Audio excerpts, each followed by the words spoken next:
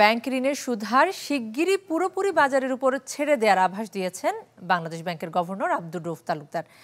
উন্নয়ন অধ্যয়ন সম্মেলনে তিনি বলেন, অর্থনীতিতে ভারসাম্য ফেরাতে বহু উদ্যোগ নিয়েছে কেন্দ্রীয় ব্যাংক।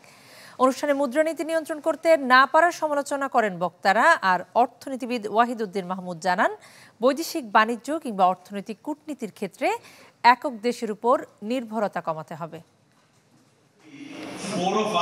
বৈশ্বিক টানাপোড়েন, অভ্যন্তরীণ সংকট আর মূল্যস্ফীতি বহুদিন ধরে ভোগাচ্ছে অর্থনীতিকে। ফলে আর্থিক ভারসাম্য ফেরাতে অর্থের জন্য এদিক ওদিক ছোটাছুটি আর নীতিকৌশলে বদল আনতে হচ্ছে সরকারকে।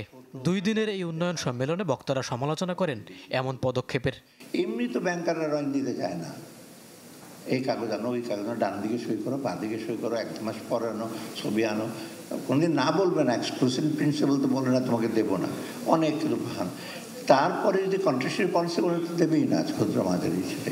এখন দরকার আমাদের তাদেরকে একটু বেশি ফোকাস করা। More than 1 crore team, but only tax assessment is done for 30 lakhs or so. So I think here in that area we have to do a lot of things.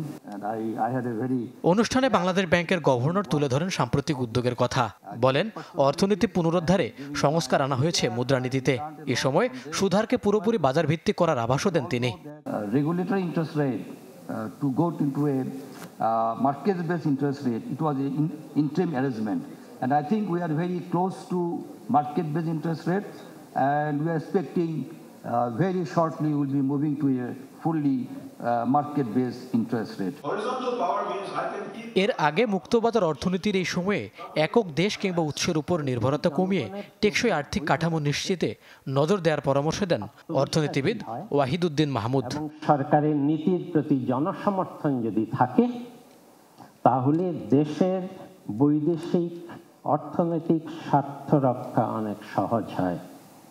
দেশের ভেতরের রাজনৈতিক হিসাব নিকাশের জন্য দেশের স্বার্থের বিষয়ে কোনো আপোষ করতে হয় না।